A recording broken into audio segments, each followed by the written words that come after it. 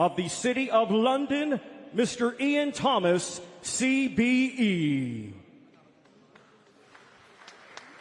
Thank you. Thank you. I wish I had a voice like him. That's all I can say.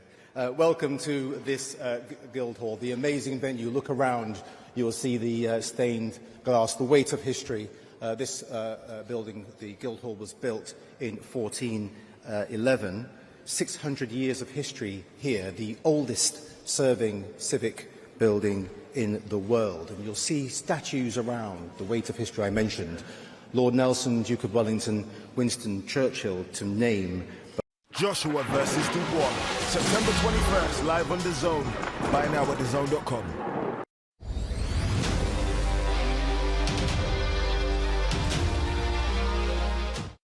Great Fire of London in 1666 and the Blitz in World War II. It's a place where this court, the City of London, meets. You'll often see me here in tights. They didn't tell me this when they gave me the job, that I have to wear tights. And I've worked out, finally, how to keep tights up because they kept falling down. I've got the secret now. But that's part of the job, and we sit here and we discuss key issues of the day in this honourable court. Beneath, you'll see Roman remains in our amphitheatre, going back 2,000 years.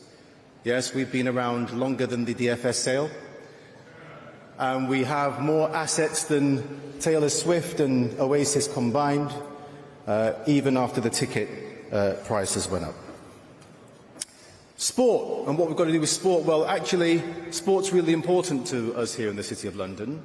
Led by Deputy Lord, we have a new sports strategy, and supported by our chairman, Christopher Hayward, a new sports strategy that is designed to ensure that London is world-leading for sport in terms of a destination. We've got 11,000 acres across Greater London, including Epping Forest, Hampstead Heath, where you'll see football pitches, cricket pitches, Lidos, rugby, you name it, we have it here. And the city is an amazing place. The City of London is an amazing place. I've had a great time working here. You get to do brilliant things like this, hosting this amazing event, and meet some great people. I was just saying to my wife just last week, reflecting on my time here at the city, never in our wildest dreams would we have thought that we'd be meeting such brilliant and amazing people. And my wife turned to me and said, "Ian, you're never in my wildest dreams, mate." That's what she said. She was very cruel to me about that. But we're here, we meet people like you, we host people like you. It's a great honour to have you here. And just some final acknowledgements. I'd like to thank the sponsors and organisers of tonight's event, also the Mayor of London for his support in bringing high-profile sport to the capital, thanks to the Kingdom of Saudi Arabia and the custodian of the two holy mosques, King Salman bin Abdul Aziz, and His Royal Highness Prince Mohammed Salman, and His Excellency Turki Al Sheikh, for putting together this spectacular Riyadh season event and its fight week here in London. The Riyadh season has really elevated the sport, and it is genuinely being done for the fans of boxing. We are here today to witness an outstanding card featuring Anthony Joshua against Daniel Dubois for the IBF heavyweight title of the world. I'd like to say let's get ready to rumble, but I can't. But what I can say is thank you and enjoy this evening's event. Thank you. Thank you, Mr. Ian Thomas, CBE.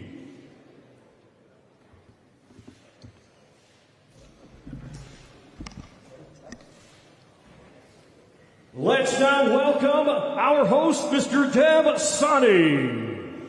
Thank you, Thomas Triber. Thank you, Ian Thomas, CBE, as well.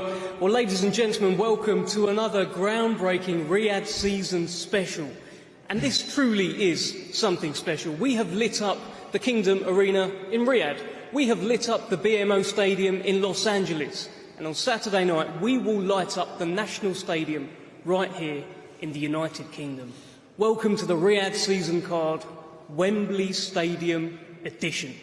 This truly special night, I mean, Riyadh now has become the global home of everything big time. The entire boxing landscape has changed. Over the space of the last 11 months, we have seen new kings crowned, we've seen history written, we've seen enemies unite, we've seen legends made, and we've seen a few legends fade.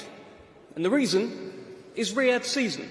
And now some of that Saudi Arabian magic is just starting to get sprinkled around the world. We saw it last month as pound-for-pound star Terence Crawford made his Riyadh season debut, and we'll see it again, Wembley Stadium on Saturday night. The main event, of course, former two-time unified world heavyweight champion Anthony Joshua taking on the newly crowned, heavy-handed Daniel Dynamite Dubois. He is now the world champion heading into this fight. It's an explosive head-on collision in the heavyweight division. And the undercard all set up here. Well, in what is becoming the norm for Riyadh season, you can't even really call this an undercard. So many of these fights could be the main event.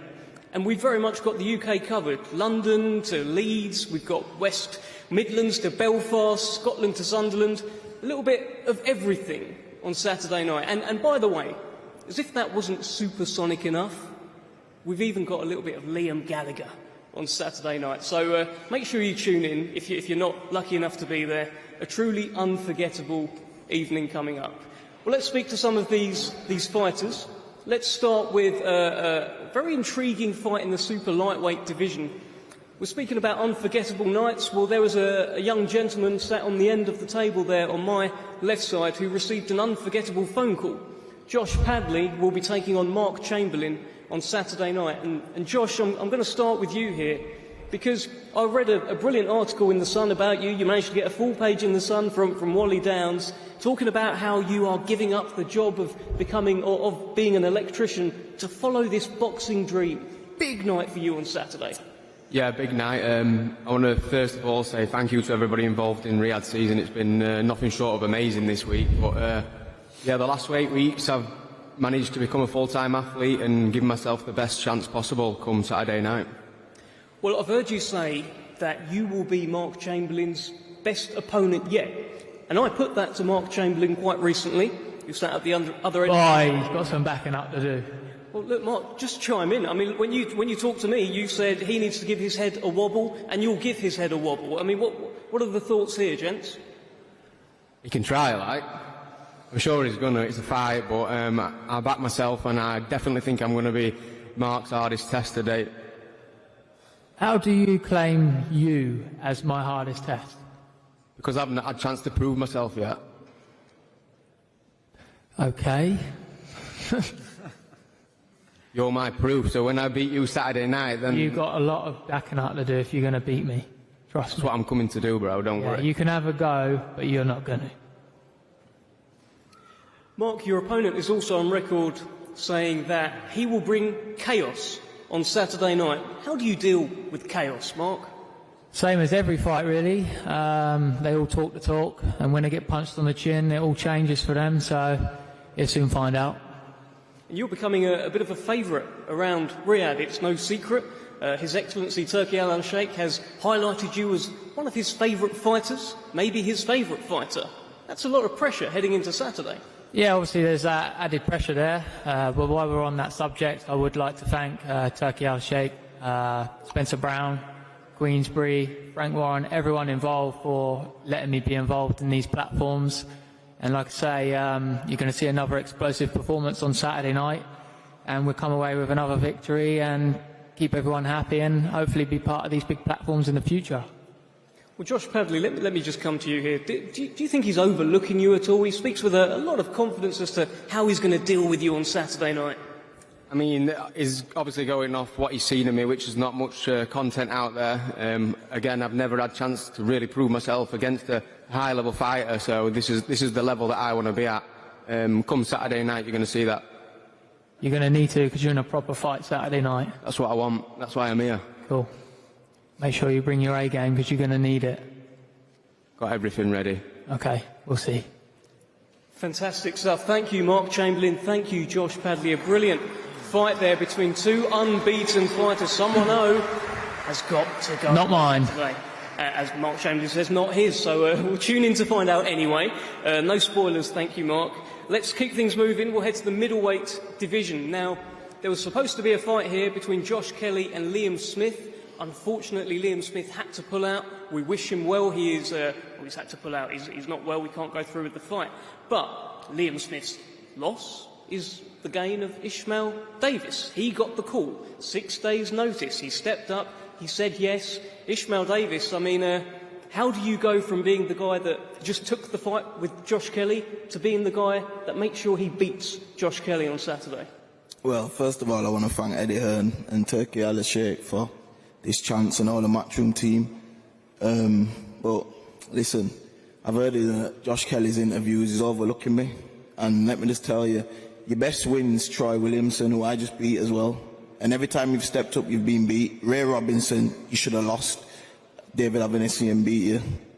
And I'm the most progressive British boxer, no joke. So you're overlooking me, but Saturday night, bro, you're going to be in there with the hell, bro, I'm telling you now. I'm excited to see. I dare you to meet me in the middle of the ring. We'll I know what you're going to do, hit, move, hit, man, I'm going to be on you the whole way, bro, and you've never had it like me, bro. You get me? And you're overlooking me, and your trainer knows, bro, he knows, and you can't train for my style, so you've been training for Liam Smith, yeah, but you can't train for my style. You're going to laugh, bro, you're a prey boy, you're not cut like me, bro, I tell you now, you ain't cut like me. I'm fit, bro, I ain't here for no payday. I'm here because I believe I'm going to knock you out, bro. You ain't making it to the top. Let me tell you, bro. Let me tell you. Talk till you get in. We'll see. Whatever, we'll see, bro. Your best win was Troy Williamson. But we're going to see, bro. We are going to send everyone levels. Because everyone seems to think it's levels. There's levels to this game. The truth is, every single time you've stepped up, you've been beat, bro. You learn. And me and you have got the same best win. Troy's my best win. I didn't have no amateur. 2 years on, I finished Troy. I finished them. We're going to see on Saturday. All the talking's done, yeah. Saturday night's going to happen. You're doing a lot of talking there. You're going to see a real superstar. You're doing a lot of talking. That's what I am. I'm going to show you. You're doing a lot of talking there. Trust me, bro. Listen, we'll see. I'm excited to see you. I'm going to show you, Josh. I'm grateful for you taking the fight. I'm going to show you, bro. This late notice against someone like me. Bro, and you got some balls on your chest, bro. You got some balls on you. I dare you. Hold you up. In the middle of the ring with me. Hold you up. I dare you. You don't punch enough. Everyone, you're a superstar. What they think you are. Step in the middle of the ring with me and stay there with me. You were going to keep me. Yeah. You're going to keep anyway. We'll see you anyway. You're going to Okay. Believe. I'm excited to see. I'm excited. Believe you. When I got that call, 6 days notice, mate, I couldn't sleep. I got out of my bed and I was up the whole day after watching Canelo beat fucking, sorry for my language, after watching Canelo beat Belanga. I'm going to beat you, bro. I'm going to be a little bit excited here, Ishmael. I'm going to see. Save that energy for Saturday night, bro. Yeah, man. Save that. Cool. Wow. Okay. Well, that was one question, by the way, ladies and I gentlemen. was a bit excited. Just the one. I was a bit excited.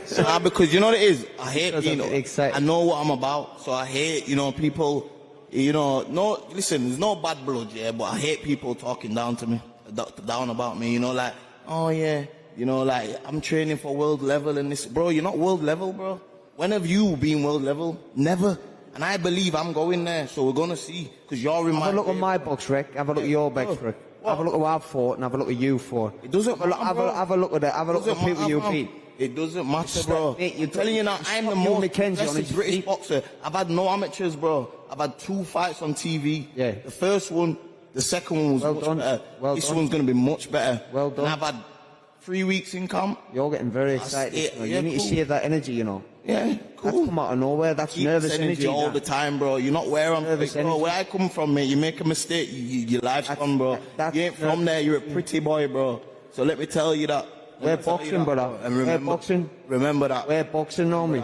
We're anyway, talking. We'll see Saturday night. We're boxing. Okay, gentlemen, thank you.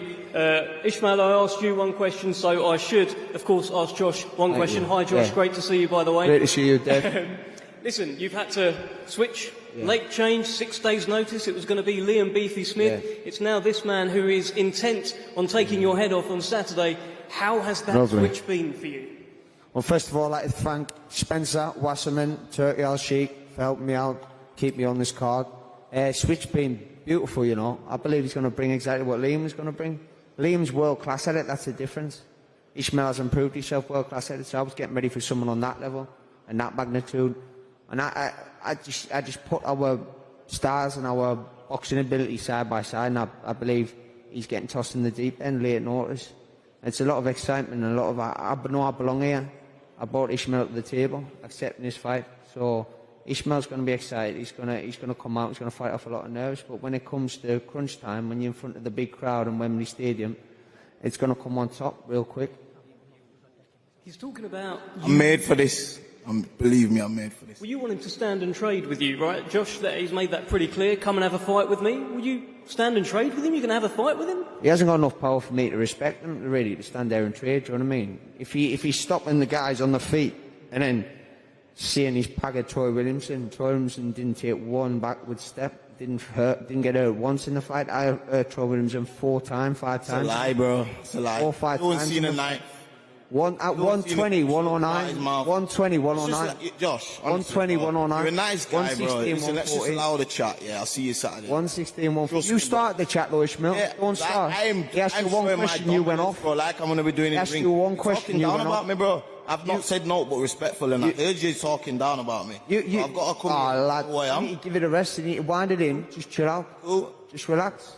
Cool. I'm cool. Get on Saturday. Don't worry. Relax. Saturday, you're going to see, bro. Relax. I know it's the first time here, but listen, we're all big boys here. Let's just relax. I've been on good shows just relax. before. This is the biggest show, yeah, but it's not about this, bro. This don't mean nothing. This is your first time at the table. That means something, bro. Because if I lose the fight, all this is gone. So it don't matter. Just believe I've got that in mind. So you're lumping that pressure on yourself. Don't worry. Make sure you come in with that pressure. Bro. Same for you. Worry, you lose this fight. Where are you going? Everyone's gonna laugh at you, bro. Because you think you're a superstar. I am. Big superstar. We've got to move it along. We've got so many brilliant fights. I could probably listen to you talk all day, and you probably could talk all day. Brilliant stuff. Middleweight fight coming up. Josh Kelly. Thank you, Mr. Dev. Ishmael Davis. Thank you, Mr. Josh Kelly. Thank you, Ishmael Davis. What a fight. That's whet the appetite here. That's a bit spicy. It's a bit spicy. It's a bit spicy. I'm not sure we'll get similar spice between two very nice guys here in Josh Warrington and Anthony Cacace. I've seen your face-offs. It's all been very respectful. But let's see what we can do. Let's have a chat here. Josh, this is for the IBO World Super Featherweight Championship, by the way. Josh, great to see you. We know all about the Leeds Warrior, Josh Warrington, at featherweight. Tenacious. Never took a step back. He's got that will, that grit. But what is Josh Warrington like at super featherweight? Absolutely massive.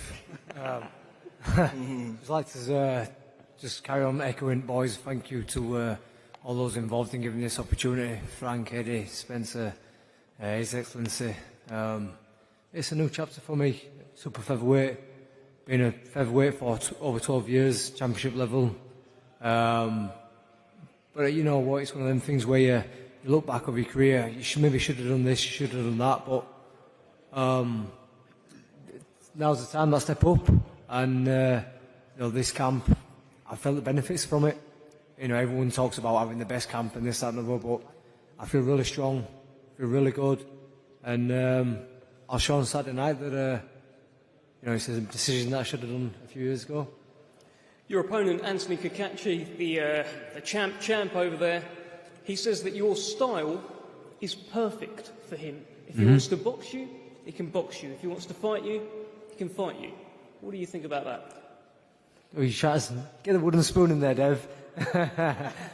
And we know between me and him, there's a lot of animosity in this room, but nothing but respect for the man. He's a new champion.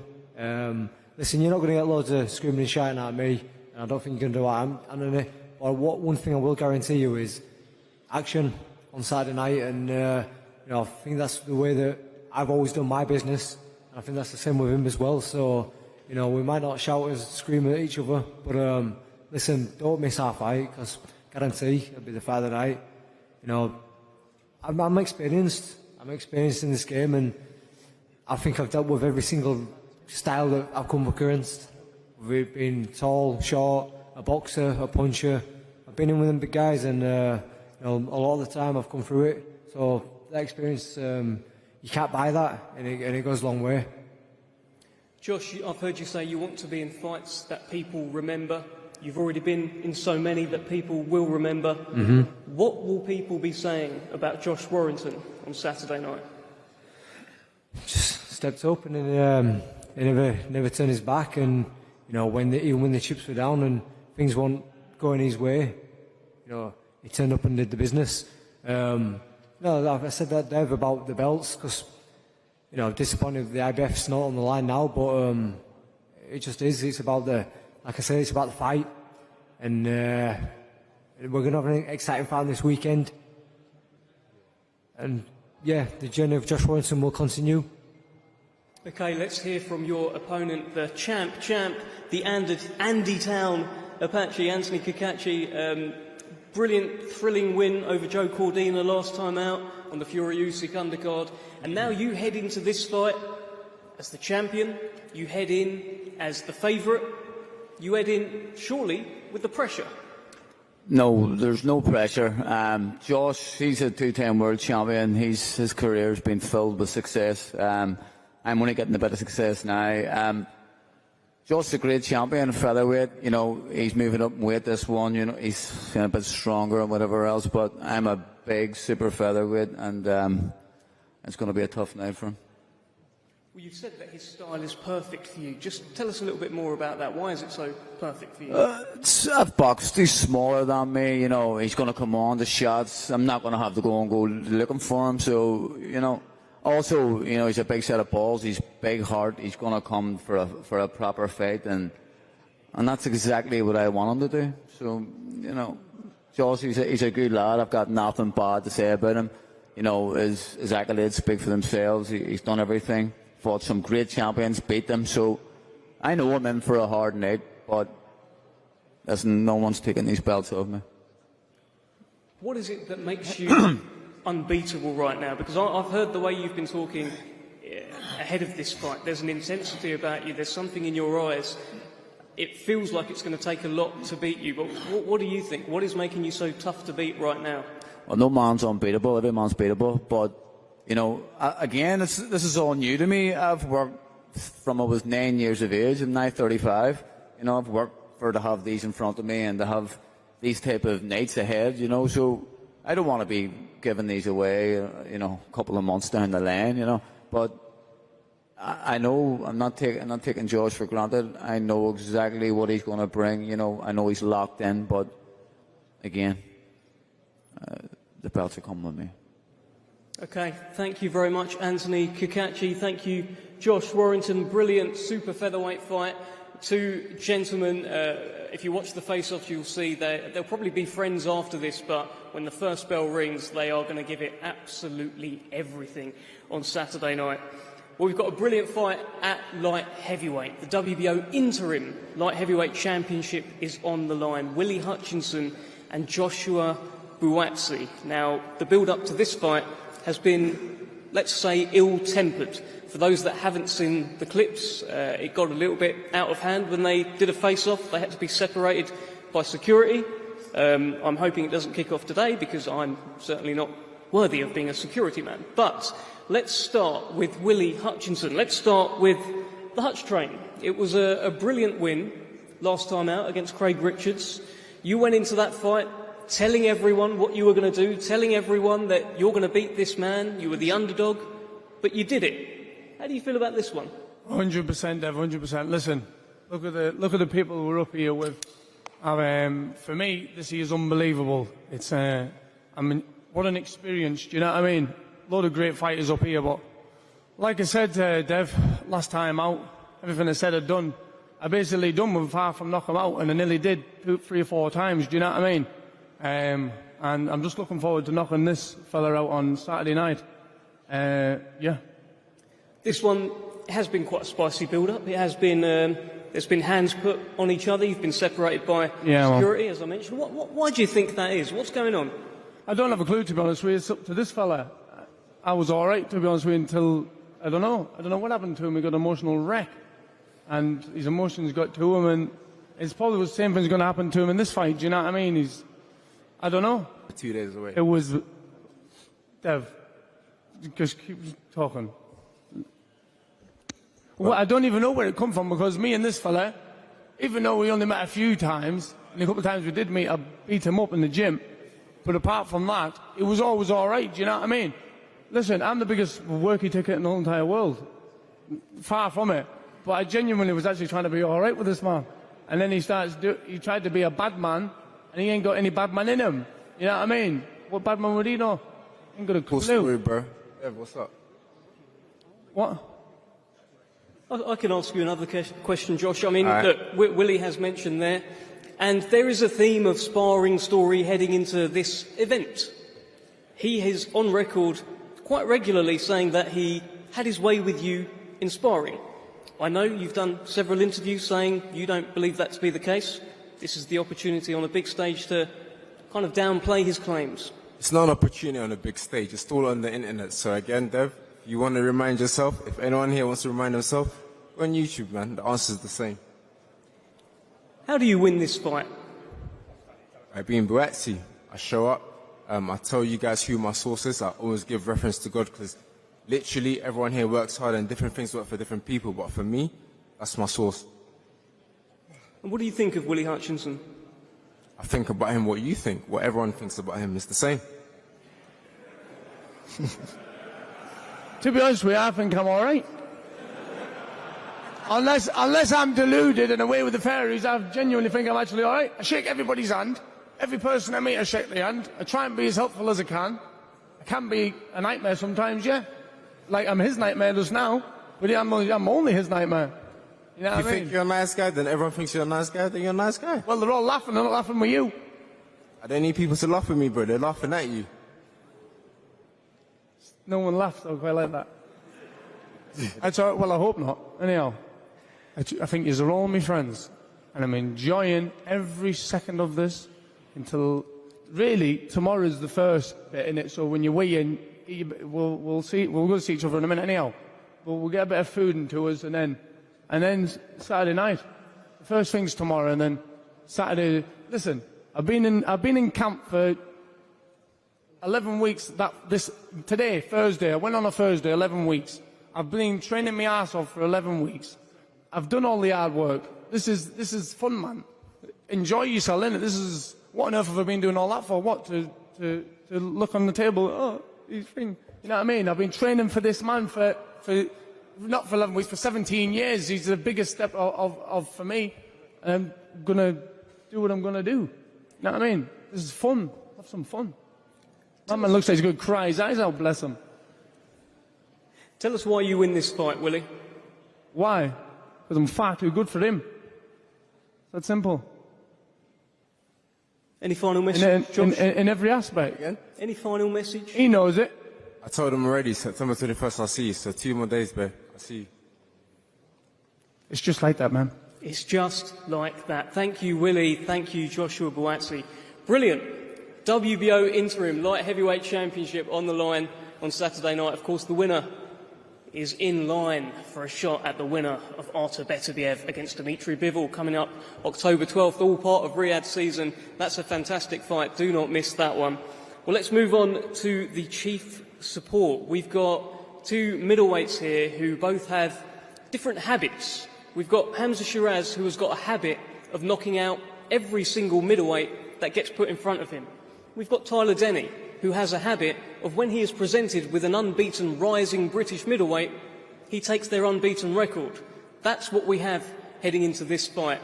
He's also the European champion, and Tyler Denny, I'm going to start with you. In your most recent fights, you talked about how you want to go to Saudi. You want to go and get some of that Saudi magic. Well, Saudi has come to you. Riyadh season has come to the UK. How does it feel to be part of such an incredible show? Listen, I'm privileged, man, and I've talked it into existence. I'm here. But firstly, I want to thank His Excellency, Spencer Brown, Boxer, BCBL Johnson, and my whole team. It's been a great experience all week. I've enjoyed every second of it, and I'm looking forward to Saturday night. I plan to enjoy that even more. What do you make of your opponent here? He is He's unbeaten. He's got very heavy hands. He's a Riyadh season ambassador as well, by the way. So very much a fancy to have Riyadh season here in the UK. You must be very proud as an ambassador. Yeah, first of all, I'd like to thank the Almighty Allah for allowing us to be here today. I'd like to thank His Excellency Turki Al-Sheikh for, not just giving me, but giving all us fighters up here the opportunity to give back. I'd like to thank main man Spencer down there for helping me out a lot.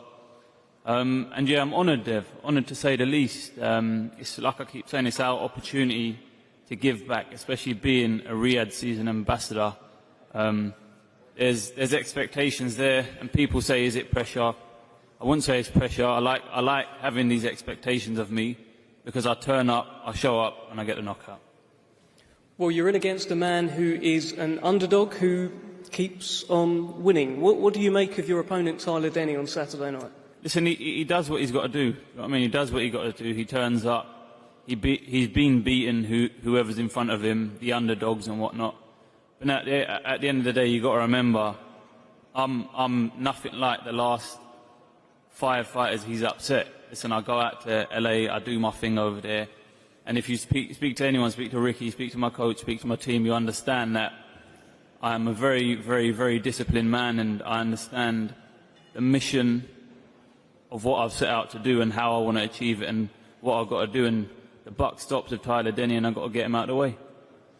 Well, Tyler, let me just bring you back in here. You were asked a little while ago, do you feel like Hamza Shiraz has made a mistake taking on a fight with Tyler Denny, considering he's on the cusp of challenging for a world title? You said, yes, I feel he has made a mistake. We put that to Hamza, and he said, well, that might change in fight week. The energy may change from Tyler. So what is the energy? Has this man made a mistake? Listen, man, if you think I'm going to turn up and start shooting myself, you've got another thing coming. I don't get the question. I don't get why you can get triggered by that. You asking me if I made a mistake. I'm never going to say, no, he made the right decision, he's going to splatter me.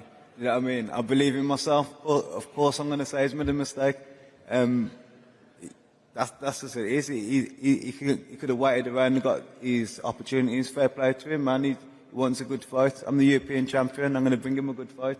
And that's all it is, really. It's a bit of stirring and whatever, but, I believe in myself. Of course, I think he's made a mistake. Hamza, we talked about, you said, well, let's see what his energy is in fight week. That's a pretty clear indication of what he intends to do. Yeah, it is. And I'm glad. Like I said, I keep banging on about giving back. That's all I want to do when you've got the opportunity of this magnitude. Well, Tyler Denny was also asked 3 reasons why I beat Hamza Shiraz. He said, I want it too much, my confidence is sky high, and I'm a sore loser. How do you deal with that? I win. It's as simple as that. Don't really make much of it. He done what he had to do. He answered the questions, and that was that. You're on a streak of 14 consecutive knockouts. When you look across there, you see Tyler Denny. Is that number 15? Yeah, definitely, inshallah. That's the plan. Do you know what I mean? I've worked too hard, Dev. I've worked too hard. Tyler, any response? No chance, man. No chance. I'm winning the fight, obviously. He believes he wins the fight. But I think it's 2 people who genuinely believe they're winning the fight. Do you know what I mean? So you're going to get a good fight. And that's the good thing with Riyadh season, is the best fighting the best, man. Do you know what I mean? So bring it on.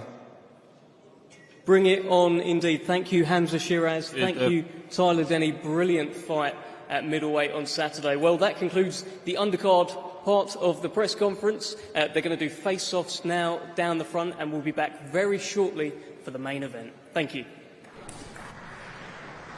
So that concludes the undercard press conference. We will now have some face-offs, though, that we will run our eyes over as these pairs of fighters go head-to-head. I think the fight of the night there was Josh Kelly against Ishmael Davis. Carl, Ishmael Davis brought some heat, didn't he, to the podium, and it's kind of tied in with the discussion we were having earlier on. I felt that was good tactics from him. He made a good point as well. Me and Matt were talking about it. Like they both share the same best win. I think that he maybe feels a little bit disrespected by what some of the things Josh Kelly's saying, and I don't even think he's said it purposely. I think Josh Kelly genuinely thinks he's a level above Ishmael Davis. Ishmael Davis thinks that's a little bit of disrespect thrown his way, and you could tell he was annoyed there. But he's up for it, isn't he? Like, I mean, out of all the fighters, he sounded the most ferocious on the stage, and he's definitely here to win. I thought Kelly handled that pretty well, though. He didn't really rise to it. He stayed calm, and I thought by the end of that exchange, maybe he slightly came out on the right side of it, because Davis possibly just went on a little bit too long saying the same thing. He did, but I think it was probably a bit of a reality check for Kelly as well, thinking, you know what, I've got to actually give this guy some props. You know, he's just not here to make the numbers up. I thought this was a walk in the park Saturday night. Hearing that, seeing that, you know, the points that Davis is putting across there, he's thinking this could actually be more even than what it is. Now, this is down to a fighter's individual self-confidence to think, do I really believe I'm levels above you? But by the sounds of it, it's like, you know what, maybe I've got to actually give you a bit more respect than I thought. Matt, we didn't get loads out of Tyler Denny or Hamza Shiraz or Anthony Kakache or Josh Warrington, which was what we expected, really. Kind of all eyes were on Willie Hutchison and Josh Buatsi to an extent, and he didn't really manage to land Hutchison, did he? I'm not saying he was trying overly hard to, but I think he was just having a bit of a fence just to see what might happen, and Buatsi wasn't really having it. No, he was prodding a little bit, but nothing came back, did it? So he had nothing to really go with. I still think it's going to be a really good fight. You know, Buatsi's never been a big talker at press conferences. You know, he's sort of always plays it down, doesn't he? But I think it'll be a good fight. So I think Hutchinson's going to be tricky. I think he's going to be early doors, could be difficult for Buatsi. I think the second half will be really interesting. And let's remember the potential of Willie Hutchison. I think his first 5 fights he'd signed with Haymaker. Yeah. They don't sign anybody and everybody. So and it's only because of Shelley Finkel's his manager as well.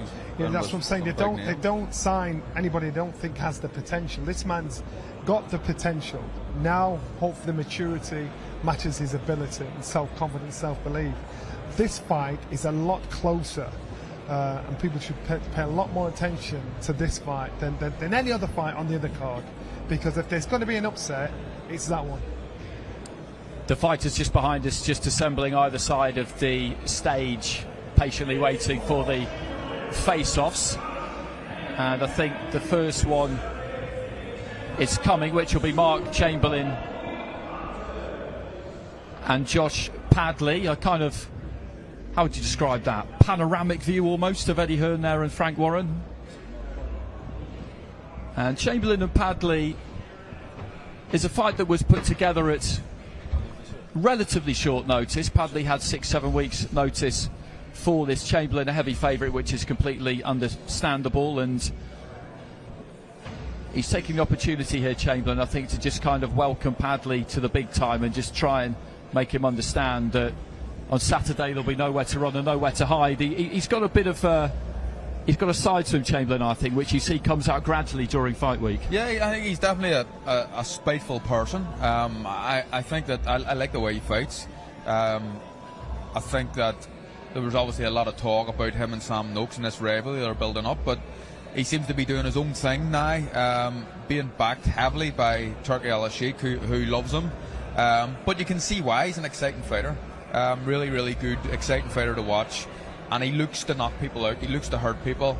And he was just letting Josh Padley know that I'm the big boy here in town, and I'm the boss.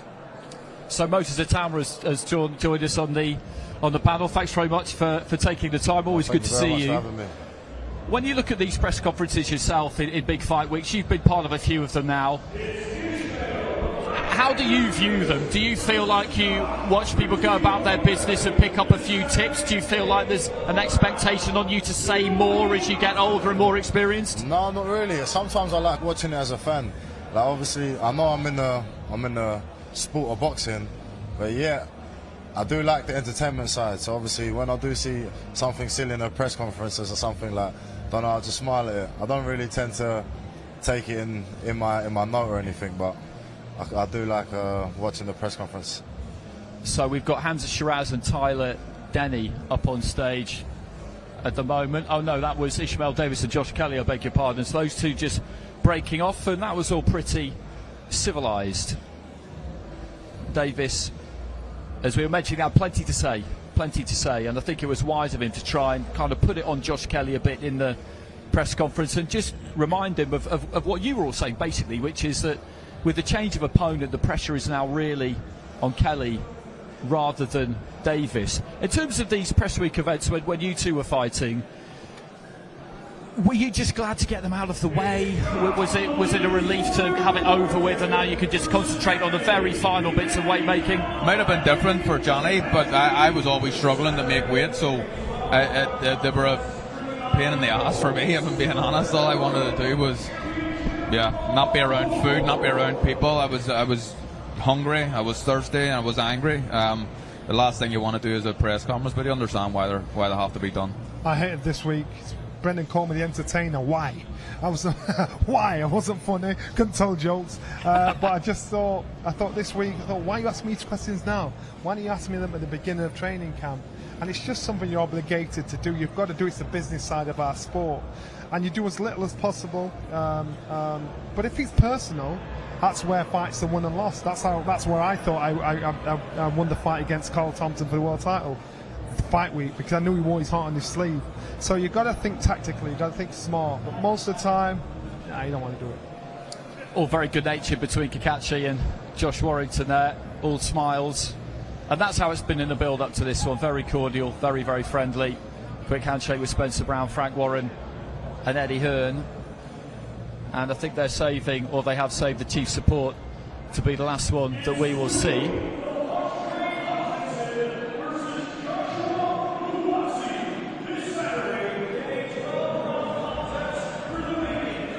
So Hutchison, quick to the centre there, and I wonder will he have a little bit of a word with Buatsi. Security are primed and ready just to prize them apart if they need to. Bit of a height difference. Yeah, interesting actually. Buatsi's one of these people who is taller when you meet him than you think he's going to be. And Hutchison with just a few little words for him. Buatsi won't give any kind of reaction. I'm 100% sure about that. When it comes to the stare off, when it comes to you staring deep into your opponent's eyes, they could go on for a really long time, and sometimes people don't want to break the stare. Other times one fighter's not really bothered and they'll break off. Sometimes you have to put a piece of paper between the two of them. I mean, how do you approach that? Do you just hold it for as long as you want to and then decide enough is enough, or do you not want to look away first? Depends on how you want to think of it, really. Like me, I don't feel like this wins you any fights. I feel like... Correct. I've watched a lot of Floyd Mayweather's fights, and he never, maybe in a face-off, but once you get in the ring, he never actually used to look at the opponent in the eyes. He always used to look in the belt. But I don't know, I feel like this is a good time to get into someone's head, maybe. I remember there was one time I came up to Sheffield, Johnny, and I came with the England squad, and we went to the English gym, and you was training there, and you made one of the boxers go on the bags, and while you were shouting, I'm not going to say what you were shouting, but you was a lot of abuse, and you was basically trying to be like, in order for you to be a fighter, you need to do what you got to do and not listen to the external source. And I feel like, especially in this fight week, there's been a lot of trash talking, especially between these two. Was that a Brendan Ingle trick, Johnny? Yeah. He said the mind listen. He turned me from a kid that was completely scared of his own shadow into a world champion. And as far as he's concerned, it's working on the mind, being able to concentrate on what you're good at, and not listening to the negatives and the positives. And that's the first thing Brendan did when you walked to the gym. He said, "Tell me about yourself." For 2 minutes. Now, if I make you face the wall and start talking about yourself for 2 minutes, you'll probably do 20 seconds and start stuttering. And while he's doing that, he's talking to you. But in a way, he's kind of getting you to concentrate and think on your feet. Not remember, think on your feet. Remember what I said about Dubois? He's not capable of thinking in a fight. Brendan taught you to think on your feet, think in a fight. And so it starts from the very beginning. Well, let's just move on to that one, because the next press conference, of course, will be the top of the bill. You're at heavyweight this week. Just have a look at Tyler Denny and Hamza Shiraz. Big height difference between those two. I don't think we're going to get too much reaction from either fighter. Everything between them, as it has been in other fights, has been very disciplined. But with AJ and Dubois, what have you made of each of them, just kind of watching them this week? Because an interesting thing for you at the moment, it's just to watch how fighters like Joshua in particular go about their business during fight week. But you'll have your eye on Dubois because he's the younger guy, the guy on the rise, kind of more in your position than Joshua is. How have you found it all? To be fair, the whole kind of week I haven't really thought about it too much. I've just really been taken in as a fan. But obviously, like I said, I'm in the gym with Anthony Joshua, and I see how relaxed yet switched on he is, and like I can implement that in my game. And like honestly, I turned up to the gym yesterday. He's laughing, joking, but when you talk to him, you know that right when it's go time, it's going to be go time. And I feel like that's something I can implement in my game. And obviously with Dubois, I had a whole training camp with him for obviously when he was preparing for Usyk. Obviously I wasn't in his change room or anything, but like I picked up on a few things that he does as well. And I feel like I kind of got my opinion on what's going to happen on Saturday night, but I feel like it's a very, very good and intriguing matchup. Who hits the hardest? The thing is, when I sparred Anthony Joshua, I actually don't feel. I feel like I was obviously 16, and he don't really want to knock out a 16-year-old, innit? So obviously, do you get what I mean? Whereas with Dubois, I was kind of like a grown man. Who hits the hardest? I feel like AJ probably would hit harder, but Dubois, his jab is very, very annoying. It's so annoying, especially southpaw v orthodox. It kind of like just stop. It's just in a weird position where it just stops you from throwing it. And his speed is very underrated as well, and he's got a good chin. Who's the fastest? Who's the fastest? I think AJ's more explosive. I think Dubois is stronger, but AJ's more powerful. Okay, so I can just see Joshua Buatsi just milling around at the bottom of the steps to the stage. I think he's going to come up and join us before too long. It's an interesting point you make there, Moses, about learning the ability to kind of be constantly vigilant but also relaxed, because that's exactly what you have to be in the boxing ring, and that's always seemed to me to be something that would be pretty difficult to pull off. So Josh Buatsi joins us. I think kind of all eyes were on you and Willie Hutchinson for that press conference, to be honest. Everybody, if I was a betting man, I think I probably would have taken a reasonable amount of money on there being an incident, if there was one, between the pair of you two. But it was actually quite calm in the end. He was very measured. That's why Willie was still trying to wind it up, but he was very measured. But you know what it is, guys? We're 2 days away. There's no point doing anything now. When the incident first happened, it was 2 months out. But we're 2 days away. We're so close now, but I'm locked in. I'm looking forward to it. It's a big event.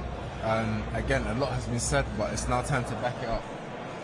I know one of your fight week rituals, I can't remember when you do it, whether it's weigh-in day or whether it's the day of the fight, but the barnet will get trimmed, the beard will come off. Yeah, it's all coming off. So when's that happening? Friday night. My mum will be watching, so if I go on TV like this to fight, it's big trouble for me. Right now I'm in trouble, but on fight night it's bigger trouble. So what are the next couple of days like? Well, did you have any set routines apart from that things you like to do, that you like to observe? It's simple. Again, I've said it so many times. It's just meditating in the Bible, reading it. That's all I need right now. Right now, the training's been done. There's nothing you're going to tell me that's going to boost me up more than what's written in the Bible. Different fighters, different things works for them, but for me, this is what works. And that's that. Because that works, that's all I can give, and that's all I can say. I can't tell you, oh, I have all my friends around me, or I go to like a weird shop to do something. I can tell you the Bible is what I do between now and the fight. I mean, is it the same passages, the same bits of the Bible and that you would read? Passages, but the thing is, sometimes it's the same one, but the understanding you have that I had from a scripture maybe 10 fights ago is different to what I read today. So the same scripture that I read is different every time. And there's one in my Instagram caption that everyone pulls me up and says, oh, I like that. Did you write that? And I'm like, I didn't write it. It's from the Bible. And it says, it is God who trains my hands for war and my fingers for battle. Everyone thinks about God as in the spirit. Yes, he's a spirit guy, but it's battle. I've had 18 fights and I can only give credit to the source.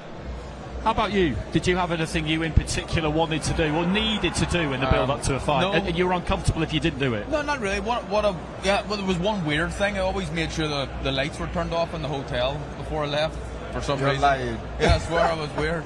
And the bed was made nicely, and it was just that. It was a strange thing, but no mess in the room. I've no idea. But I was going to ask you, actually, Josh, are you a person, I was a person that liked a lot of people around on fight week, maybe fight day and the day before the fight, not necessarily talking about the fight as much, but just having people around me to maybe take my mind. Is that a bit of you as well, or? No, I'm quite the opposite. Okay. When there's too much people, I don't really like it, especially when there's new people. Okay. I think when I started, I didn't mind, but now I only want instrumental people. People are not there just to make numbers. I want someone that's bringing something to me, and that's only going to be from the Bible. So I like to be on my own a bit. Okay, Josh, thanks for your time. Always good to see you. We'll let you go. We'll see you at the weigh-in tomorrow. Thank you. And I think we can now welcome up Josh's promoter, boxer, CEO, Ben Shalom. Ben, good to see you. Yeah, very good. I think we're not too far away from the second part of the press conference getting underway, so we haven't got too long, but yeah. Let's just talk about the two fighters that you've got on this card. Joshua Buatsi against Willie Hutchinson. Not a fight, I think it's fair to say, that any of us would have really imagined a year ago. The mix at light heavy seemed quite set on the British side, and then all of a sudden there's a newcomer in the mix.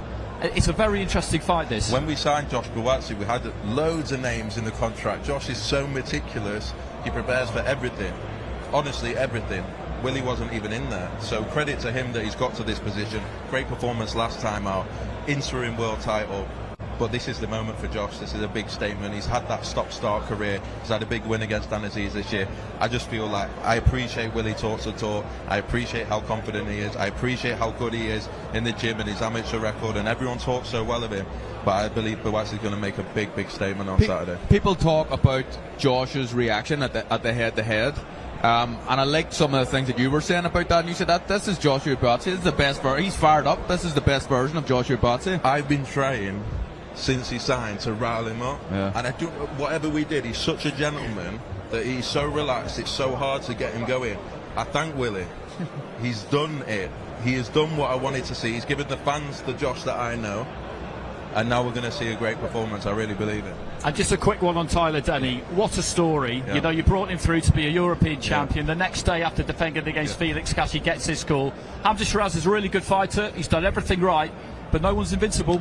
I remember when he won the European title, we felt like we climbed Mount Everest. This was a kid that was an away fighter it was going nowhere. So to then beat Felix Cash and then to get this opportunity, it's incredible. He texted me 3 days ago, and I've said it before. He said, Ben, I know you don't believe me. I know no one believes me, but I promise you I'm going to win on Saturday night. That's how much confidence he's coming in on Saturday. He's had the perfect preparation, the perfect fights, tall fighters, rangy fighters, Brad Ray, River Wilson, Ben twice. He's ready for this, and we're going to see the very best Tyler Denny on Saturday night, and whether Hamza Shiraz has enough, we'll see. Okay, great. Ben, good to see you as always. See you. Cheers. Thanks, enjoy the next couple of days. So Johnny Nelson is going to come back in and join us. And Moses, I'll just bring you in on that conversation we were having before those two came up in terms of kind of fight day rituals and preparations. I mean, it's early on for you, but how are you with all of that? Any superstitions, anything in particular? Nah, not really. I guess my ritual is training hard. I never really had like. Maybe when I was in the European Championship as an amateur, I had 4 fights in 1 week, and the first fight I went and I stopped the kid in the first round, and then like I don't know why, I just thought let me wear the same boxers for the second fight. I went and I stopped him in the first round again. Did you wash them? Say that again? Did you wash them? Didn't wash them. No. Didn't wash them. No, didn't wash them. No. Nasty. And then I was like, you know what? Let me see if this will work for the third fight. I went in, I stopped him again in the first round. And then I was like, listen, I've come 3 fights now. Oh, no. I might as well wear it on the last day.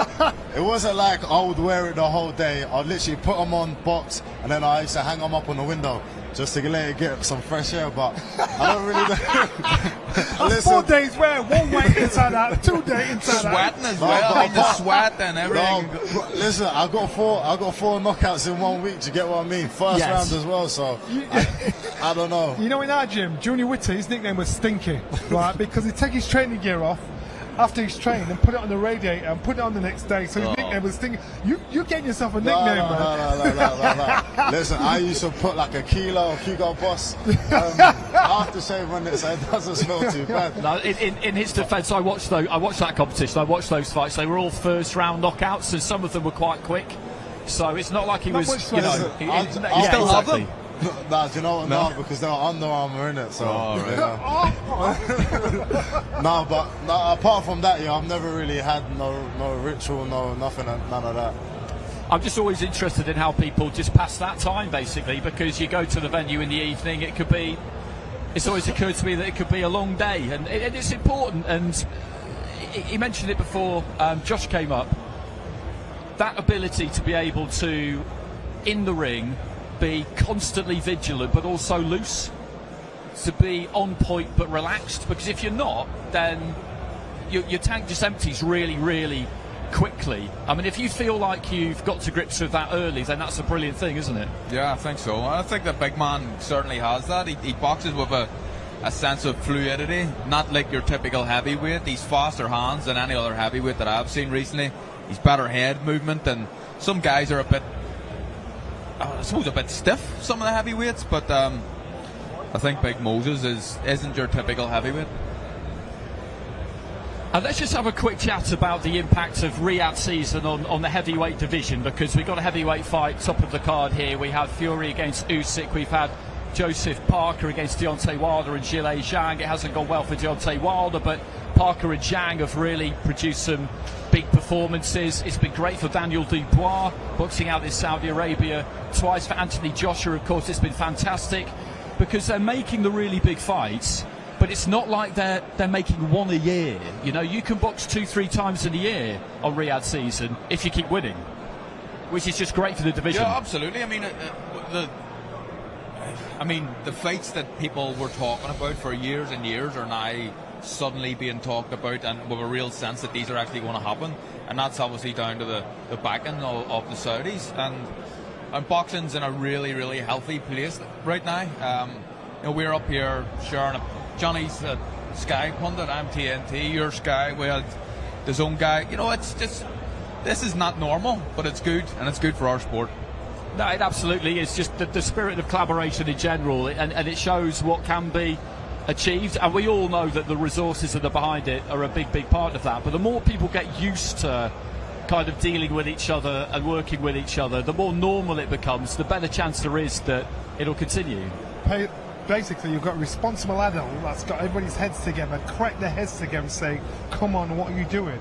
The only people that suffer if you don't work together is you and the fans. So I like this. I think the fans benefit, we all benefit, and at the end of the day, boxing benefits, the fighters benefit. I'm an ex-fighter. I love hearing about fighters getting paid well. I love hearing fighters succeed. I love stories like Tyler Dennick, living in a one-bedroom flat, winning the European title, now he's boxing on something like this. This is life-changing money for him.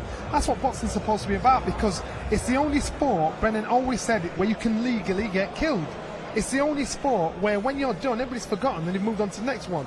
So I love it when the boxers benefit. So everybody working together, that's the most important thing to me. And so the vision, ridiculously spot on, and it's common sense. I can confirm Anthony Joshua has arrived. Daniel Dubois has been here for a little while, and it's quite interesting, that dynamic during the week, because at the face-off on the Monday, Dubois was in position and Joshua kind of made him wait. And then yesterday, Joshua was on last at the open workout, so the grand arrivals, Joshua took his time. I think when they're in this kind of situation where you're going at the same time, basically, that's what Joshua's going to try and do. He's going to try and make Dubois wait for him. I think that AJ is the type of person, and Moses will probably be able to talk about this better than I will, but I get the sense that he's the type of person that thinks about everything he does, doesn't make rash decisions. Everything's a thought process, and it's already been pre-planned before he actually does it. So I think that he's playing games. That's what he's doing with that's why he's late today, that's why he's going on last, and I think that's just little things to try and irk and, I suppose, almost undermine your opponent. I mean, you used to enjoy that side of it, didn't you? You were talking about it earlier. You used to relish the opportunity to kind of score a few little points over your opponents in fight. Well, you felt that it mattered. Yeah, we did it in our gym. It was mind games. You rattle the body, you rattle the brain, you stampolize the body, you get one up. And if you can get your opponent to be angry or disrespect you or whatever, then you've got them, because they're deviating away from the game plan. So that is more as important. I think Angelo Dundee once said, no, it's Customado once said, character is as important as talent. And so character of a fight, if you've got two fighters of the same ability, the one with the character will always come out on top, because he knows he's got something special about him. Look at people like Ali, beat most fighters before they got in the ring. Mike Tyson beat most fighters before they got in the ring. So it's just a case of what mask you're going to wear.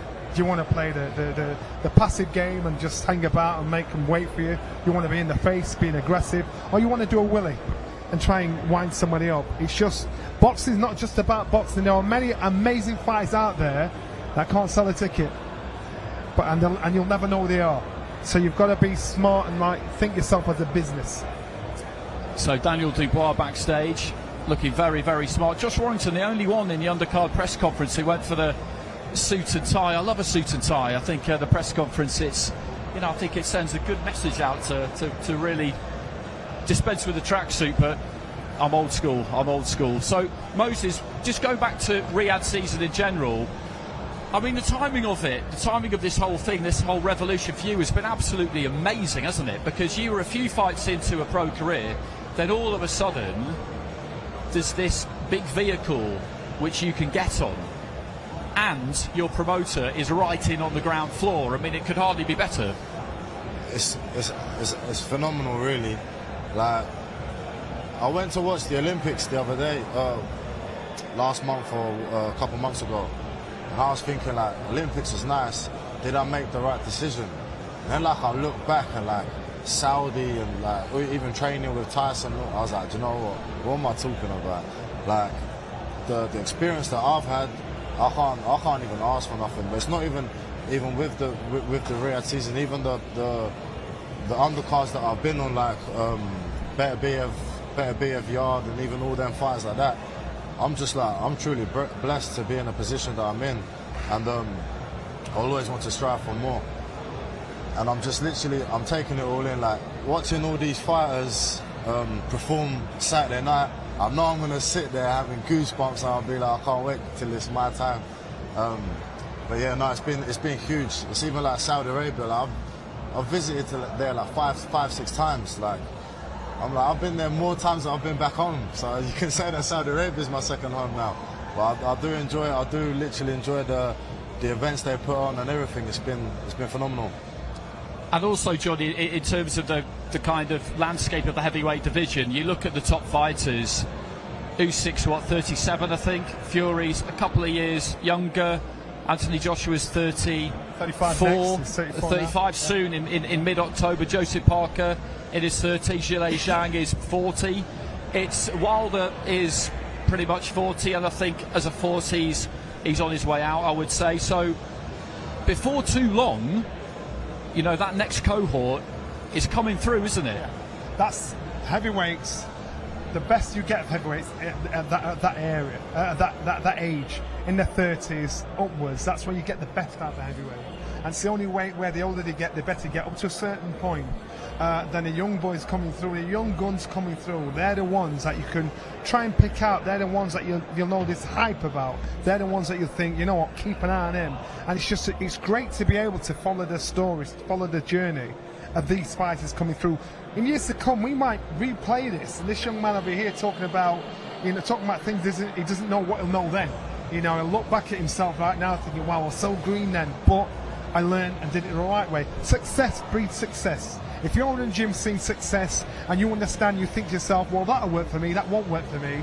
This is how you build up your character. This is how you build your path to get to where you want to be. But when you know somebody that's successful, it then becomes a reality. So you think, I can do that because I know someone that's doing exactly the same as me, so why shouldn't it be? I was in a gym full of champions and I was fail. I'm thinking, why? What's the difference between them and me?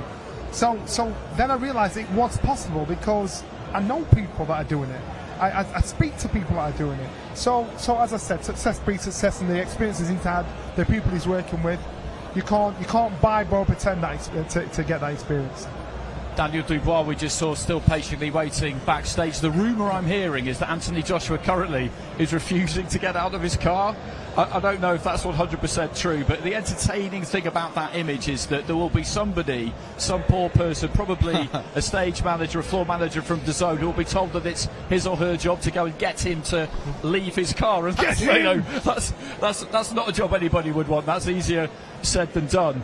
But just to go back to what we were talking about, Carl, this current crop who have been very successful, they've delivered huge fights. They don't have long left, do they? I think it's fair to say that. They give varying forecasts on how long they'll stay in. Fury said sometimes he wants to box until he's 40.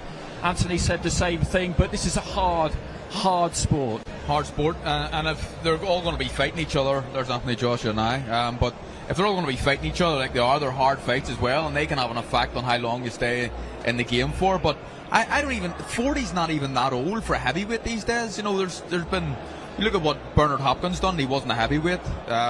George Foreman done it before him, he was a heavyweight. So I think kind of the guys that you're talking about are in their prime years right now. Okay, let's hand over to Michael Buffer. Ladies and gentlemen, in approximately 52 hours, two of the very best, hardest-hitting heavyweights in the world today will step into the ring at the legendary Wembley Stadium, London, England, in front of 96,000 fans, a record crowd for boxing at that stadium. And it's Riyadh's season card, Wembley edition, an event for boxing fans around the world. All brought to you by Riyadh Season and the General Entertainment Authority, GEA, with Frank Warren for Queensberry Promotions and Eddie Hearn for Matchroom Boxing. Sponsorship provided by Visit Saudi, Suleiman Al Habib Hospital, Saudi Airlines, Red Sea Global, Diriyah, and Middle Beast in partnership with Gold Star Promotions and Sella. Ladies and gentlemen, special thanks to the Kingdom of Saudi Arabia and the custodian of the two holy mosques, King Salman bin Abdulaziz Al Saud, His Royal Highness Prince Mohammed bin Salman, and His Excellency, Chairman of the General Entertainment Authority, Turki Al Sheikh. Well, ladies and gentlemen, welcome to the final press conference for Saturday night's main event.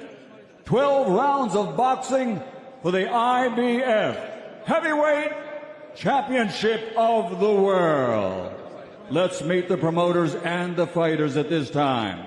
For Matchroom Boxing, Mr. Eddie Hearn.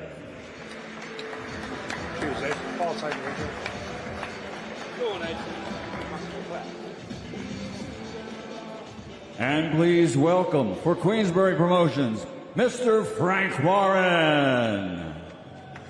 Cheers, Frank.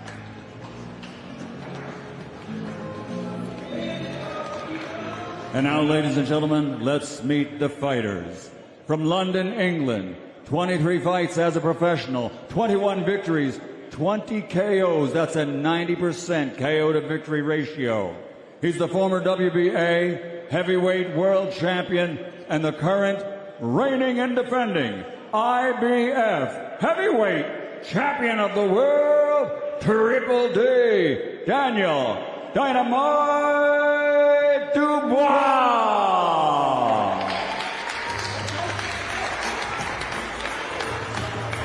And his opponent, also from London, England, an Olympic gold medal champion, 31 fights as a professional, 28 victories, 25 of those 28 victories by KO, the two-time heavyweight champion of the world, AJ Anthony Joshua.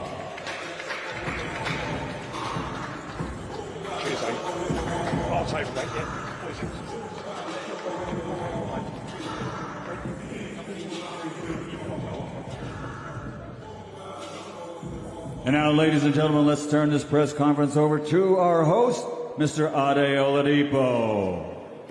Thank you very much, Michael. Good evening, everyone, and welcome to the very beautiful, historic and iconic London Guildhall. Welcome to another huge, monumental event, and welcome to Riyadh Season Wembley edition. Look, I've been very fortunate to have attended all the Riyadh Season events, from our very first one, Tyson Fury versus Francis Ngannou, to our most recent event in LA, Terence Crawford versus Israel Madrimov. And all of the events have exceeded our expectations. And all the events have got bigger and bigger. Not just fight night, that's not what Riyadh Season is about, but fight week. More excitement, more events, more engagement, and most importantly, more eyeballs on the sport that we love, boxing. What Riyadh Season has done for fighters is, for some, look, it's given them maybe opportunities that they weren't going to get. For some, it's given them the spotlight they craved. And for two fighters here in our main event, it was an opportunity to rebuild and remind people as to how good and dangerous they can be. Daniel Dubois entered Riyadh Season off the back of a defeat to Alexander Usyk. 2 fights and 2 wins later against Jarrell Miller and Filip Hrgović, he's now rebuilt. He's one of the best fighters in the world, and is the current IBF heavyweight champion. Anthony Joshua entered Riyadh Season, and it was Otto Wallin, a stern test on paper, that he came through with flying colours. And then it was Francis Ngannou, a man who had previously caused Tyson Fury so much problems. Anthony destroyed him in a couple of rounds. So here we are, 2 fighters in arguably the form of their lives that will compete in front of 96,000 spectators at the National Stadium. Anthony Joshua versus Daniel Dubois for the IBF heavyweight title in front of the best fight fans in the world, the British fight fans. Now, look, normally, I'm going to break protocol a little bit here. Normally, you go to the promoters, and I will get to them, Eddie Hearn and Frank Warren, but I want to go to the fighters first. Daniel, I want to come to you. You are the champion, and I want you to clear something up for us, Daniel. The rumours are circling. Where is your trainer, Don Charles? Is there an issue? Is it a case of Don is just sick and not here? What's happened? We haven't seen Don all week. Listen, as long as they're in my corner on fight night, I'm all right. But everything is okay? Yeah, everything's good, you know. Okay, that's good to hear. Let's move on from that, and let's put that rumour to bed. All right, let's start with you, Daniel. Again, you are the current IBF heavyweight champion. You can see that the camera is here. This is a fight of extreme magnitude, right? They're saying this is the biggest British fight card we've ever seen. You headline it. How are you feeling? How's preparation gone? Everything's gone well. Training camp's gone brilliant. I'm ready to fight. Let's go. That you are, I know. You've wanted this fight against AJ for a while, not just after the Hrgović fight, before that. You've called him the king. You said you're the king slayer. Why have you wanted this fight against Anthony Joshua so badly? Well, it's a resurrection story of my career, and, you know, I'm just on a roll right now, so, you know, I just want the biggest challenges and make a name for myself and create history. You've had some ups and downs, like every fighter, every top fighter. The ups recently have been very, very good. Jarrell Miller, Filip Hrgović. When did it switch, Daniel? When did you realise that you are one of the best heavyweights in the world? When did it click that you can compete at the top table? No, I've always known that. You know, I haven't got too much to say right now. I'm just ready to go on Saturdays. It's a great show, and I can't wait to go. Yeah, but let's move on. I'm going to come back to you, Daniel, though you are going to answer a few more questions, hopefully. AJ. Here we go again, right? You've been there, you've done it, you've seen it all. You've been in big events. You've been in big events since you turned pro. What's it like to be at another big event, Riyadh Season at Wembley, home of what I think was your biggest success against Vladimir Klitschko? What a blessing. Thanks for everyone coming today, but it's a blessing to be back again, to be able to perform, prove to myself, prove to my team that I've listened to the instructions in training camp, and we're ready to rock and roll. And I'm in supreme condition, both physically and also mentally. So yeah, it's good to be back, and I've been watching some of the old fights as well, just adding some fuel to the fire, ready to rumble, reminding myself what I can do and what I'm capable of. We all know exactly what you can do. Daniel Dubois is a name that maybe many thought wouldn't have been your opponent a few months ago. What type of challenge do you expect Daniel Dubois to bring to you on Saturday night? We'll find out. We've already got a couple of hours left, so to everyone that's going to be there, you'll enjoy it, but we'll find out. I can't say I'm not Daniel. All I could do is focus on myself. Indeed. Again, we will go back to the fighters, but I did want to speak to you first and foremost. Eddie, let's speak to your charge before we talk about Anthony Joshua. Let's talk about Riyadh season, Wembley edition. I spoke to yourself and Frank, and I was like, look, these Riyadh season events in Riyadh are fantastic. The one in LA was fantastic as well, but we need to get an event in London. We need to get an event to the National Stadium. We're only a couple of days away. What does it mean to have such a big event at Wembley? Oh yeah, well, good evening everyone, and firstly thank you of course to the Crown Prince and His Excellency Turki Al-Sheikh for the vision really. I think everybody felt that Riyadh season would be in Riyadh, and it's been just under a year now since we began boxing in Riyadh season, and the change that we've seen in the sport already has been quite phenomenal. But we didn't expect to see events in Los Angeles, to see events in London, and this one's very special.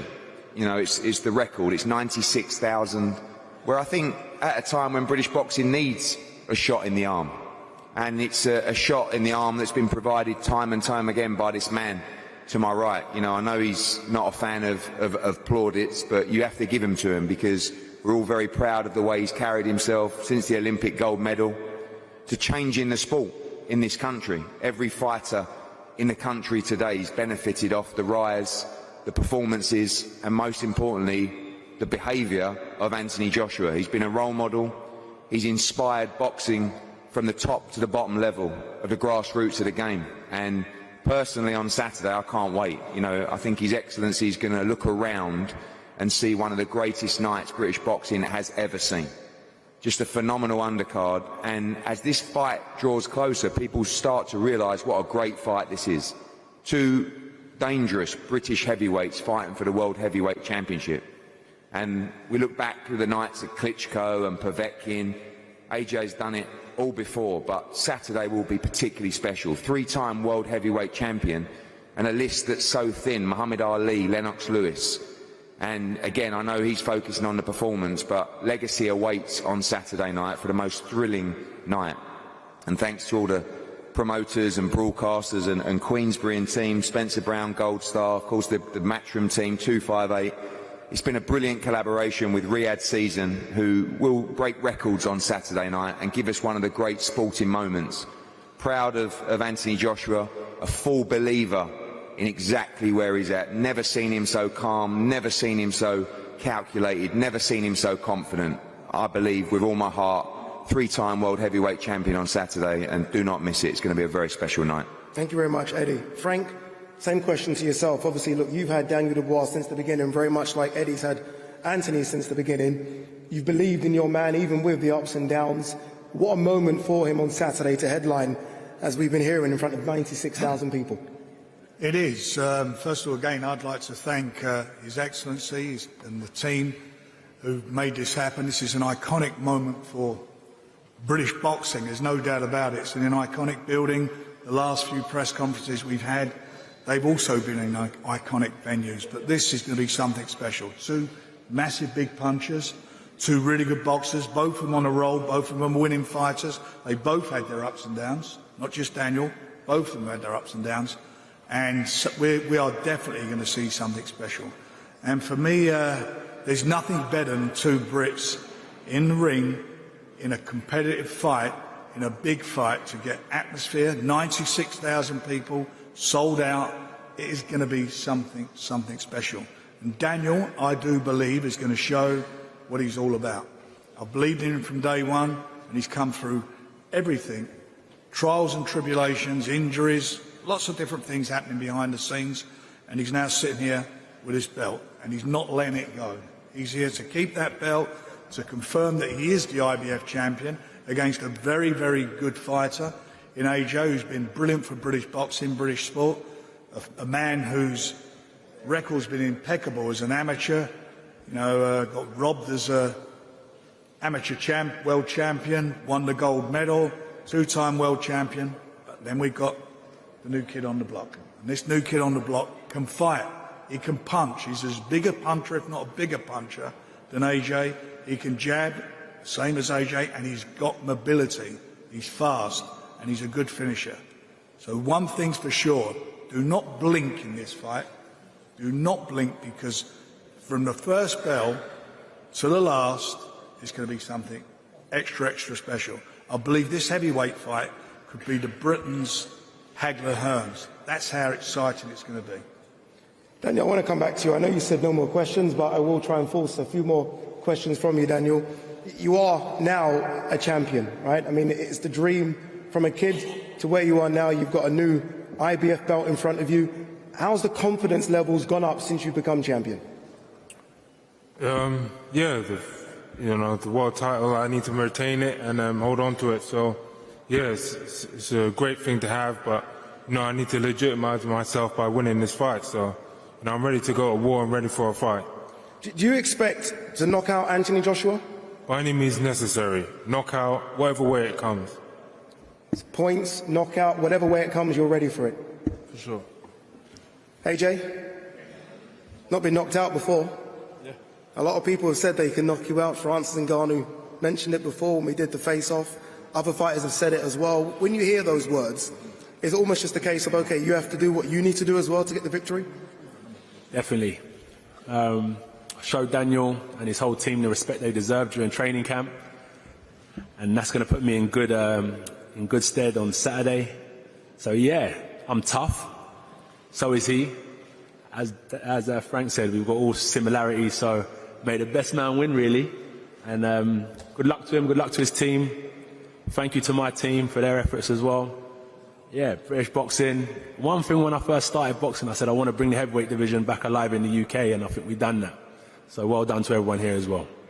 You guys are being very respectful now, which is nice to see. It is a gentleman's sport.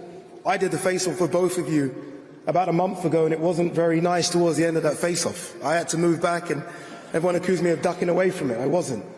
But you accused them of being disrespectful then. Yeah. What happened for those that maybe didn't get that clip? Why was he disrespectful? It wasn't disrespectful, it was just a phrase I used, but he said, let's go now. And I clicked for a minute. I said, what does he mean by that? And then he repeated it again. And I just feel like anyone in here, if I was... Boxing, this is what happens. This is boxing. These things happen. So, we're fighting Saturday. Let's go. So as I was saying, at the press conference, I just feel like you should never let anyone take an inch, because I'll end up taking a mile. You know what I mean, Dan? Sorry? That's it. He said, never take an inch, never let anyone take an inch, because they'll take a mile. Dan, I've spoken to you all week, and all week it's been smiles. I sense that the switch is now on, because you're a few days away from going to war with Anthony Joshua. Has that switch turned? Because, look, we spoke yesterday, and you're all smiling. We spoke the day before, and it was all smiles as well. It's a very different Daniel Dubois now. No, I've been preparing for this for months, weeks, and, it's been spoken about from the start of my career, so, as a pro. So, here we are now. I'm ready for it. I feel good. I'm ready. Okay. As I cleared up the Don Charles thing right at the beginning, I do want to clear up one more thing. And forgive me, both of you, for doing this, but I do need to clear it up because a lot of people want to know about it as well. This spar that happened several years ago. Now, you, Frank, said in a recent documentary that you heard about the spar and you signed him basically because of that spar as well. Can we clear that up now? Obviously, look, we know you guys are going to fight for the real thing on Saturday, but can we clear up this sparring story, these sparring rumours? AJ? You cracked me with a great shot, and it's my chance to get him back on Saturday. I'm looking forward to it. There you go, Dan. Well, we sparred hundreds of rounds, innit? You cracked him, Daniel. So you know you can hurt him. It's sparring. Now we're fighting. It's different, I think it's different? Ready to go. Move on now. You can move on now. Oh. Move on. Okay. No tables flying, anything. Let's just keep this one very, very peaceful. Daniel, how do you win? Tell me how it works. I ain't predicting nothing. I'm ready to go, and I'm ready to fight. As expected. Anthony Joshua, how do you win on Saturday? How do I win on Saturday? Can happen in a variety of ways, various ways, but I'm not dependent on punch power, You know what, it takes a lot more than that to be a great fighter. A lot more than that to be a great fighter, so there's various ways I'll win. But I've got the fighter spirit, and that's how I'll go in there and break him down with my spirit. Eddie mentioned that you can be one of those, rare fighters that are a three-time heavyweight world champion. Does that matter to you at this stage of your career, or is it big fights? Nah, I'll tell you, all the accolades and stuff come later, because I always say, it's crazy, you go back to your house on Sunday morning, have the same breakfast, put your clothes in the same laundry basket, nothing really changes, go to the same local gym. So for me, it's just, I just want to compete. I'm glad I've got some of the best challenges in front of me to compete with during my career. Brings the best out of me, so yeah, that's all it is really. I'm a competitive person, and I've got a competition that I need to attend to on Saturday, and I'm looking forward to it. Daniel, final one, don't get upset with me, I'm going to ask you one more. You're walking out in front of 96,000, you are a heavyweight world champion. A lot of people think you've got a good chance here. What's that feeling going to be like when you take that ring walk? Like I've taken it many times before, just this time it's on the biggest stage, so you know, the energy's going to be higher. And AJ, you've done that walk before. Again, I said, the Vladimir Klitschko fight I thought was your best performance, an iconic performance. You take that same walk again, what's that feeling going to be like for you? The feeling? The feeling. Sorry? The feeling, what's that feeling going to be like for you? Be the same for all of us, you know. Honestly, all of us, many greats have walked it before, all of the undercard are going to walk it, I'm going to walk it, I'm going to feel just like any of them. But when I step into that ring, that's when I switch on and I'm ready. So the ring walk I'm not really interested in. That's just getting to the location to do my job. But once I'm in the ring, I'll be ready, 110%. And final one to the promoters, Eddie and Frank, you've been there, both of you, you've done quite a lot in the sport. You've been at Wembley before and you've held big events. You've been at Wembley before and you've held big events. What's it going to mean to both of you to take that walk with your fighters to that ring for what is the biggest British fight card we've ever seen? Well, listen, I'll be one of the lucky 96,000 with a great seat. But all that matters is this man to the right. The journey so far, this is his 4th fight at Wembley. Going back to the Matt Legg fight where, you know, even the Vladimir Klitschko fight, he was just a young man starting out with a huge heart and brute force. Now, I believe he's the best heavyweight in the world with every fundamental you need, and he's developed into a great fighter. Shout out Ben Davison, Barry, the team, done an amazing job. And this is what it's all about. This is what high-level sport is all about. You know, when he boxed Vladimir Klitschko at Wembley, people still say to me that was the greatest sporting event I've ever witnessed. I've been to Ryder Cups, Centre Court or Wimbledon. Nothing touched it. This is the beauty of big-time boxing you will see unfold at the National Stadium on Saturday night. It's going to be an amazing night, and history shall be made for this man. And Frank, final one to you. You've had some incredible nights as a boxing promoter. This probably will be one of your biggest, if not your biggest, if Daniel Dubois can beat Anthony Joshua in front of 96,000 at Wembley. Without a doubt. You know, on Saturday night, I genuinely believe that Anthony Joshua and Daniel Dubois are going to provide something that's going to be extra special, not just in boxing, in sport. And I believe that Daniel Dubois will cement his legacy in boxing. We'll find out on Saturday. Is it going to be and still, or is it going to be and the new? Daniel Dubois versus Anthony Joshua, IBF heavyweight champion. Both fighters are going to pose for photos and do a face-off.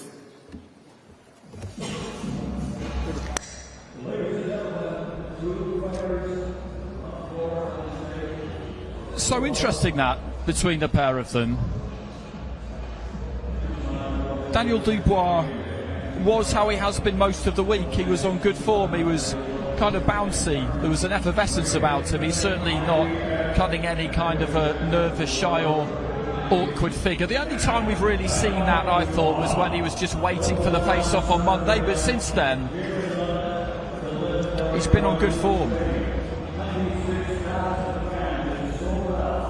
And with the promoters as well, you get the feeling that there's so much on the line for the pair of them that, given how experienced they are, they're not going to indulge in any kind of tomfoolery. They know that it's not really going to make too much of a difference at this stage, because what's so fascinating about heavyweight boxing, Carl, is that the stakes when two fighters enter the ring at any weight are always really high, but at heavyweights it's even higher because that level of jeopardy just is greater than it is in probably any other sporting event in the world. And everybody involved in this knows it. They all know what could happen. They're all convinced their man's going to win. Joshua's convinced he's going to win. Dubois is convinced he's going to win. But deep down, they know that the bell goes and all bets are off. Yeah, I think I agree with everything you're saying there. I think that both guys look to be extremely confident. They're backing themselves to win the fight. Interesting that he didn't say too much, Daniel, about the Don Charles rumours that we're hearing. We're all hoping it's just a bit of an illness and he's doing the sensible thing and staying away from his fighter, but he didn't really delve into it too much. Maybe that's him playing some sort of mind games on AJ and just trying to make people unaware of actually what's going on. But both guys seem really confident. AJ's a great speaker, isn't he? Like, he speaks so well, and people listen to him. But like you said, there's so much jeopardy in this fight.